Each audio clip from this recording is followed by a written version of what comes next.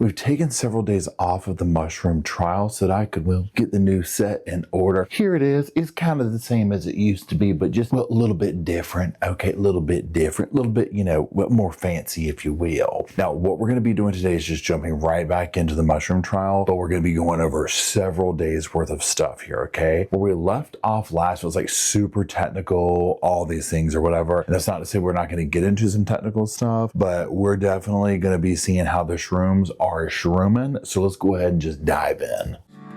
Hey, hey, hey, welcome to the Sofa Squad, sipping from the cup at hey, hey. Hello, Sofa Squad, and welcome back to the sofa. We are actually on the real Sofa Squad sofa, y'all. If this is your first video here, you'll be like, why is he saying that? Y'all, it's been a journey, okay? But we got the sofa back, okay? We got out of Hawk.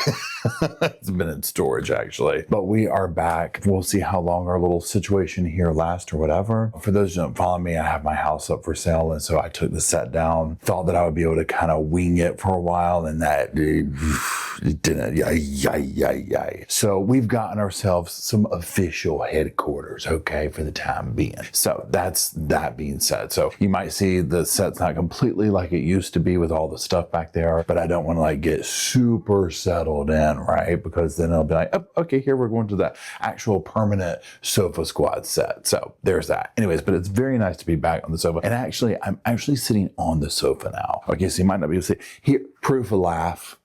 This is a pillow. This is, I don't know what they call it. Maybe like a pillow, fat pillow. But I mean, I'm sitting on the sofa. So anyways, that's that. What we're going to be doing is diving back into Erin Patterson's mushroom trial, like I said. With us covering a lot of different days and whatnot, I might jump back and forth to a couple of little things there. So just keep that in mind. But we're going to be covering several days of testimony in this. Now, also be sure and listen to like the Mushroom Daily, ABC, all these resources right here for people who are actually in the courtroom. They're listening to them. They give like one-on-one account or whatever. So be sure to check them out. All that's going to be up on the screen here for you to explore your interest in shrooms at your own leisure. Now let's go ahead and get into it. Okay, so if you'll remember Mr. Shaman Fox Henry, that is the digital forensics expert with the Victoria Police. Okay, so he's back, right? And with a prepared slideshow to assist in explaining digital forensics for the jury, you can imagine. Now his first slide was entitled, "What is a computer?" Okay, now remember, Victoria Police, they seized like multiple devices from Erin Patterson's home following the lethal luncheon. They got like a desktop computer. He detailed 2 software programs he used to recover data. Then he explained magnet axiom for computers. Now, Mr. Fox Henry says that investigators are able to, and I'm going to quote, search for files of interest by looking for keywords or narrowing down activity over a period of time. Now, he'll go over how data like internet searches, they're called artifacts and are analyzed using this recovery software, which, and I'm going to quote him again, generates information such as when it was created or last accessed. I mean, honestly, that part right there, I'm like, hey, don't be looking at mine. Okay. Now they go to lunch, whatever, they come back, and then Fox Henry's testimony continues. He's like reviewing various categories of information that was tied to the computer files that refer to time created, date and time, last modified date time, and last accessed date and time. Then it shifts over to the EML-X files, which relate to like email. And then he'll explain like history, caches, Windows timeline activity, cookies, all this very technical stuff, right? Now, after Fox Henry's computer science lesson concluded, okay, because it's literally what it was, his testimony circled back to Erin Patterson and the computer extraction he performed on her device. I mean, can you imagine? Now, this is like approximately 2 weeks after the fatal luncheon. So after exporting a copy of the entire contents of the seized computer's 3 drives to one external drive, he ran a keyword search for the terms death cap mushroom, death cap mushrooms, mushrooms, and poison. Okay, you already know, right? You already know. Now, the first record shows a search term, and it's iNaturalist on May 28th, 2022. This is 14 months before the Luncheon. Now, she visited the website and linked to a page that detailed a death cap observation in Melbourne, where it was focused for like 8 seconds on this page. Now, then they throw like this super little like cliffhanger into the whole situation, and the prosecution says it will go through the content of these messages later with a different witness. So you can imagine the jury's probably like, hello, because like that part right there for me, please, right? Like this is like the heart of the case, okay? So then this is like a short day. They end up adjourning for the day, and there was that, okay? So that being said, let's just go ahead and fast forward. See, this is the joy of like revisiting this in this way. We don't have to wait for Fox Henry to come back to the stand. Okay. So let's go into that day 16 of testimony. Now, the first thing that is revealed to the jurors is a Facebook message. And this is 12/6/22, This is 7 months before Erin Patterson allegedly weaponized the pastry encrusted slab of meat. Anyways, let's look at this screenshot real quick. Simon's dad contacted me this morning to say that he and Gail had tried to talk to Simon about the matters I raised and to get his side, but he refused to talk about it other than to signal he disagreed with what I said. Beyond that, he won't talk about it. So Don said they can't adjudicate it if they don't know both sides, and Simon won't give his side, and then it does a parentheses emoji. So he said all he can ask is that Simon and I get together, pray for the children, emoji. This family, I swear to effing God. Now, a reporter for ABC, Judd Boaz, commented, I'm going to quote them, a long series of messages are read to the court expressing frustrations with Simon Patterson and his family. Now, he included this summary in his blog. So you see that first line where I just read, and then the next one says, the terms gaslighting, abusive, and weasel words are used in the messages, with Erin Patterson claiming that her son hated his father. And now look at the thing right here. It says, I'm sick of this S word. I want nothing to do with them. One of the messages said, another message read, and this is down here, his mom was horrified I had claimed child support. Why isn't she horrified? Her son is such a deadbeat that I had no choice but to claim. Let's get back to some of that testimony. So then a series of photos were shown, and one is like a picture of a black food dehydrator. Like that is the thing for this trial, that food dehydrator, right? Now, the records indicate this was modified on April 30th, 2023. Remember, these are all like the files and stuff like this they found. Now, the prosecutor, Jane Warren, asked questions around kind of like the more technical details about the photo, like whether it was uploaded to the Google Photos application and, you know, all that kind of stuff. Now, as the witness begins to explain the app, Justice Bill Judge like intervenes and is like, you know, is this evidence even necessary? So, and I'm kind of like, look, I mean, I get it. When they get super technical like that, you do have to kind of wonder like, okay, what is the point of this? But I'm a believer of dot all T's, cross all I's. You know what I mean? Good Lord Almighty. Let's keep going. Now I'm going to put this screenshot up on the screen, and this is like a little bit of like a moment from the bench, if you will. Let's read through it. It says, Miss Warren says she needs to go through it due to the potential of defense barrister Colin Mandy SC disputing the evidence. And then we get a quote here. Given it's later in the day, maybe Mr. Mandy is getting cranky, Justice Bill asked, drawing laughter from the courtroom. I like little moments like this where people like kind of humanize themselves by being real like that. I really appreciate it. So let's keep going. Okay, so now let's get to some like damning photos that they go over. Okay, now this would come from the Samsung tablet. I'm going to go ahead and quote this. Several photos are shown to the court showing yellowy dried mushrooms on a plastic tray. Now there's other ones from Erin's phone as well, and those would include a bunch of large field mushrooms on a scale. Okay, I'm talking an absolute F in True Crime 101. It is on a full display. Okay. Now, when her internet searches revealed that she was, again, quote, looking up information about stage 4 cancer, stage 4 ovarian cancer, and brain lymphoma, yeah, okay. So remember, she faked all these cancer things. Now, there's also a report of Erin's second phone. Remember, she had like all these phones and whatnot. And that wasn't really helpful in the least due to a, wait for it, Please hold. Well, you know what? Drop in the comments. I'll give you 3 seconds. 3, 2, 1. What do you think happened here? Factory reset. And let me correct that. 4 factory resets. Okay. She was pushing that button. She was pushing that button. Okay.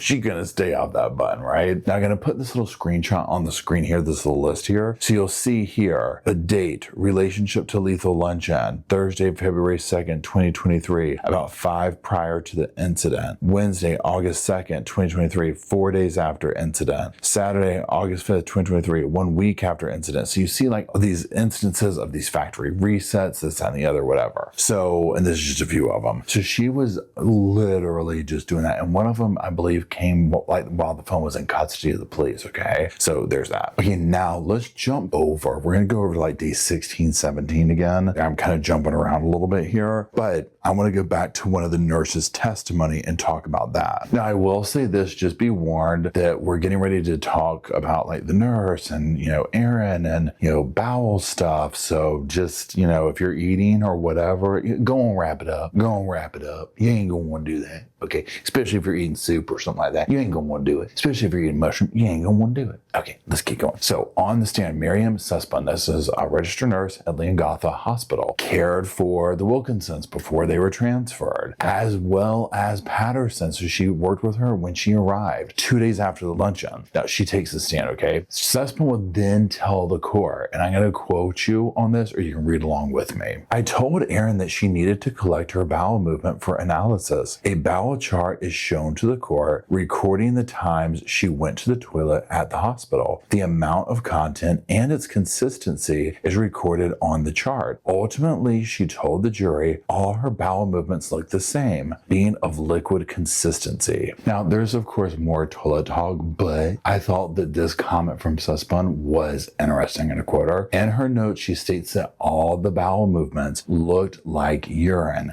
despite Erin saying it was poo. She also noted that Erin seemed distressed and emotional. Now, Colin Mandy cross-examines her, right? But it turns into more, you know what kind of testimony I had. Now, there wasn't really anything earth-shattering that came on that, so we're just going to kind of skip over that. Now, next up we have Troy. Now, I'm going to try to pronounce the last name, but we'll refer to him as Troy from here on out because it's a mouthful for me. Schnockneck.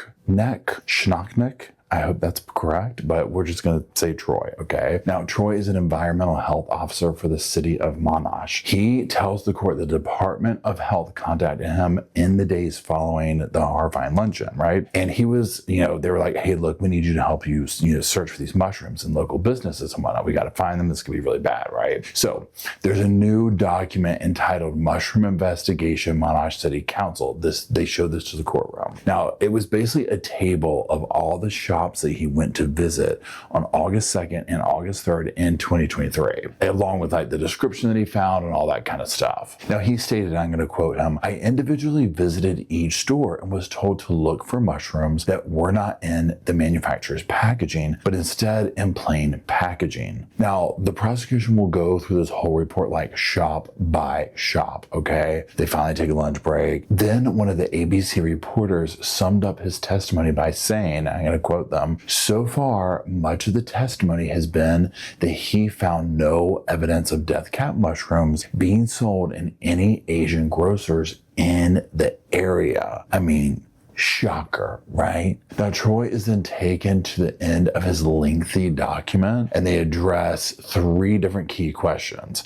I'm going to put up a screenshot here. We're going to go over it. So question 1, you'll see here, it says, has there been any changes in supplier since April? And the answer is all premises visited and that were identified as selling fresh initially or dried mushrooms had not changed their supplier since April in 2023. I asked further if they had anyone attend the premises trying to wholesale sell them mushrooms for the intention of on selling, and they all responded that they had not had anyone trying to sell the mushrooms. Question 2, are there any products that do not have proper labels, if any that may be collected dehydrated locally? The answer, Only Golden Grocery was repackaging product and applying their own label. It was identified during the investigation the product was too large and were whole dried mushrooms as opposed to the sliced dried mushrooms. Any non-compliance identified had been referred to the area officer to follow up with proprietor. No products were identified to the local manufactured in Australia. All dried products were imported. And then finally, question 3,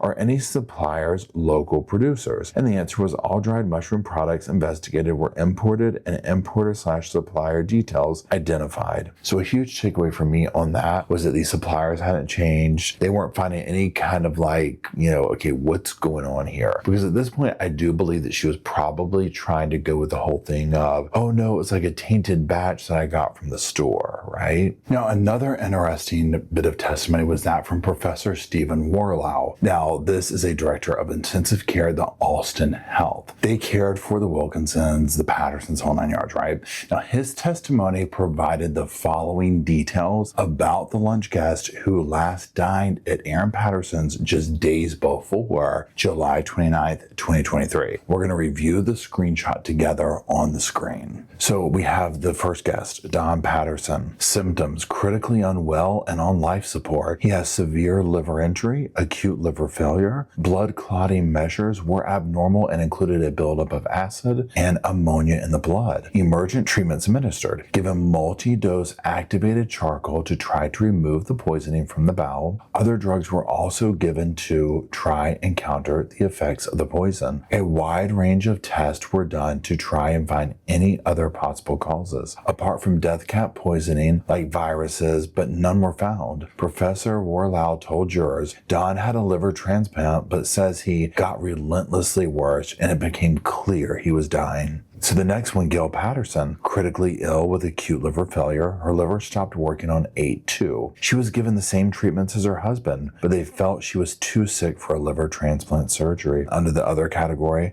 she was rapidly deteriorating in the advanced stages of multiple organ failure and advanced shock. Then the next one, Heather Wilkinson, critically ill with multiple organ failure treatments. Similar treatments as the Pattersons. There were discussions about a liver transplant, but she was too unwell. Ian Wilkinson, acute liver failure. He was on ventilation and critically ill. August 2nd, Ian was extremely unwell and continued to deteriorate, needing support for his circulation.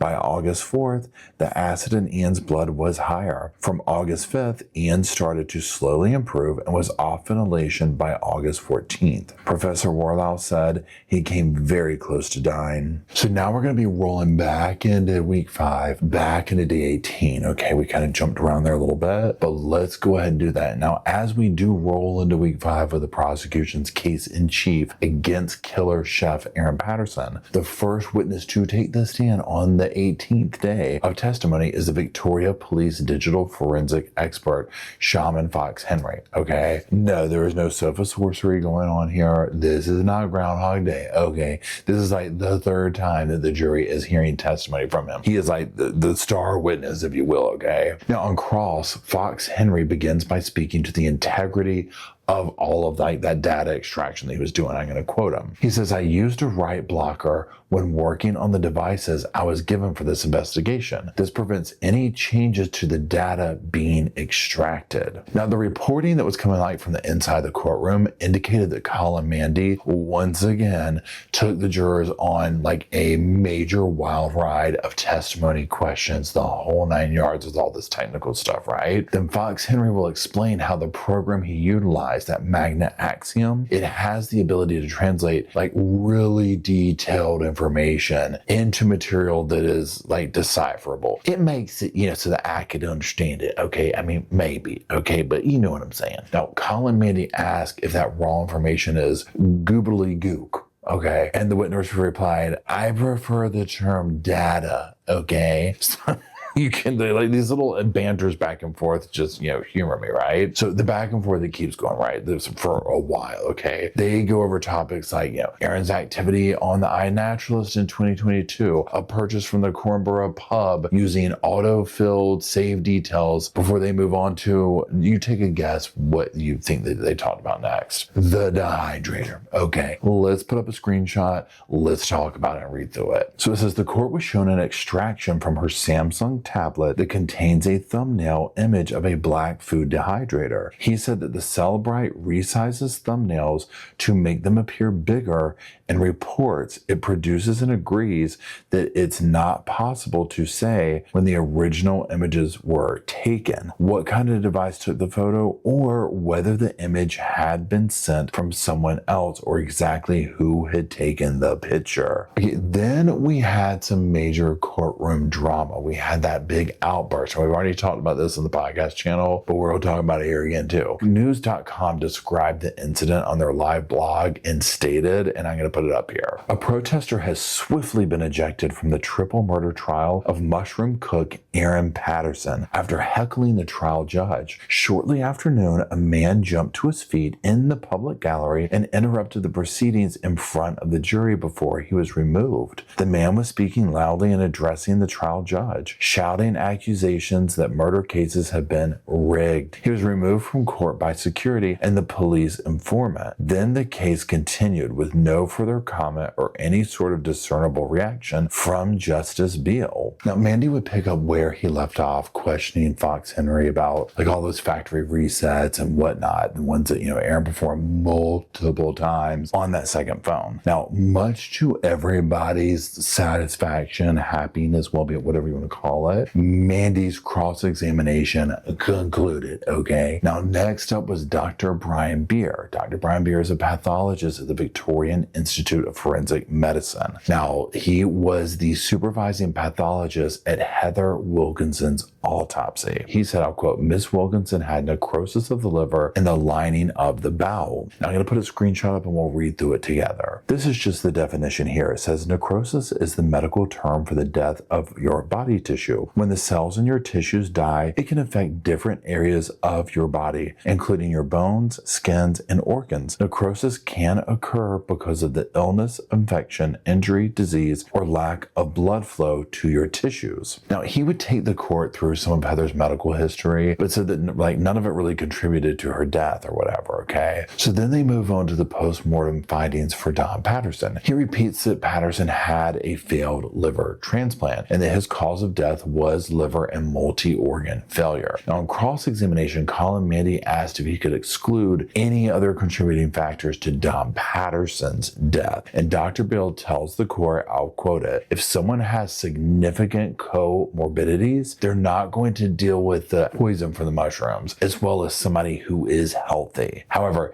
he did say that he found no significant comorbidities. So there's that, right? I mean, it's like, okay, if this is going on, this is going to happen, but guess what? That wasn't going on, okay? Now, next up, we have Ben Goodwin. Ben Goodwin is a forensic officer for the Victoria Police. Now, his testimony meticulously, okay, detailed how he collected the samples from the dehydrator, things of this nature, okay? Now, the majority of what he told the jurors either sounded like a super excited QVC host on a dehydrator, or it was largely familiar based on the testimony of the previous witnesses. So to sum it all up, he wore gloves, he used tweezers, he placed 7 samples from varying locations within the appliance into small jars. Now, they did find that poison that is detected in death cap mushrooms in 4 of the 7 samples. Okay, so let's jump over to another witness, Sally Ann Atkinson. Sally Ann Atkinson is a communicable disease manager at the Department of Health. She told the jurors that her team deals with, and I'm going to quote her, anything related to gastro-type illnesses, including community outbreaks,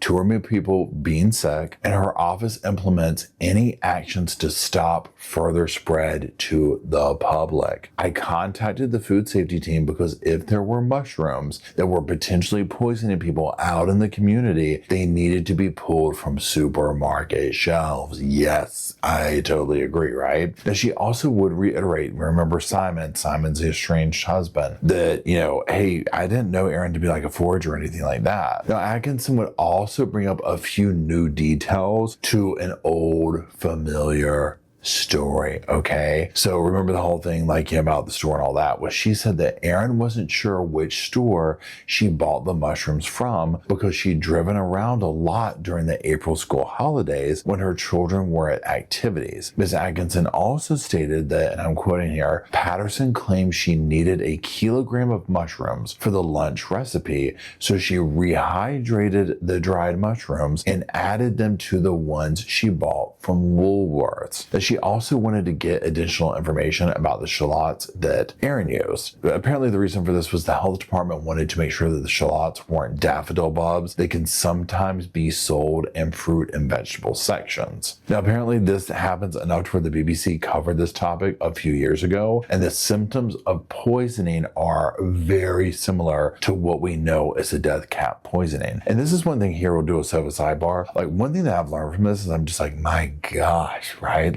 Look at how easy it is to get something wrong. Now, I am not a forger, but you know what also this made me think of is the Tiffany Slayton case. Now, at this time of this recording right now, I've not done my reaction video to her press conference. So either you'll see it now, depending on when you see it, but she is the young lady who allegedly went and disappeared for 20 some days and, hiking, and was like, I'm a forger and that's how I survived. And I'm just like, girl, I hope you're a good one if all that's true, because my gosh, right? Now, Atkinson described additional communication with Erin. I'm going to insert this on the screen and we'll go over it. So you'll see on the screen here, it says, she says there were a number of texts exchanged between August 1st and 4th. The first text included Miss Atkinson asking her questions about the drinks they had at the lunch, the shallots they used, the packaging the mushrooms were in. She also asked for the names of the roads she was parked in or landmarks when she went to the Asian grocery stores. She says Erin responded, "Hi, Sally. Sure, I will try to get that information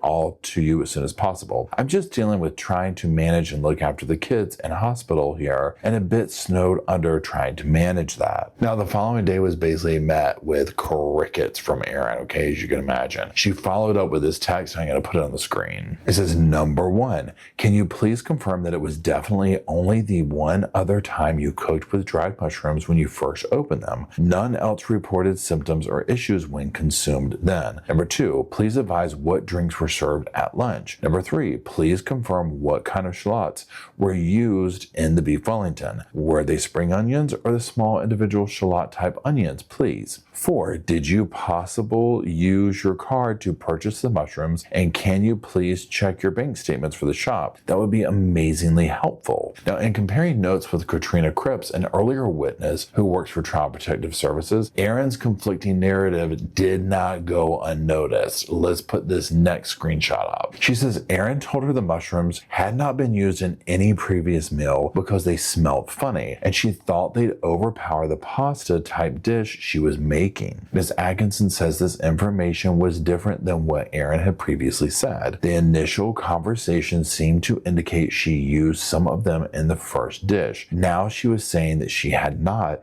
but she wasn't very clear, Ms. Atkinson said. The jury was made aware of several additional inconsistencies in Erin's recollection of events. So I'm going to quote some of the media that was reporting from the courtroom, and I'm going to quote them here. It says, "More text messages about Erin's shopping trips are then read to the court, including about how she bought discounted eye fillet for the meal and made other trips over several days." Ms. Atkinson says that was different information than what Erin previously told her because she said she got all the ingredients on the Friday evening. Now I'll put this next screenshot up here and we'll go over this one. So it says she reads a text where Erin says the store wasn't familiar and answered some questions about what the mushrooms looked like. And you see here the quote, "They weren't whole like those shiitake mushies in the photos.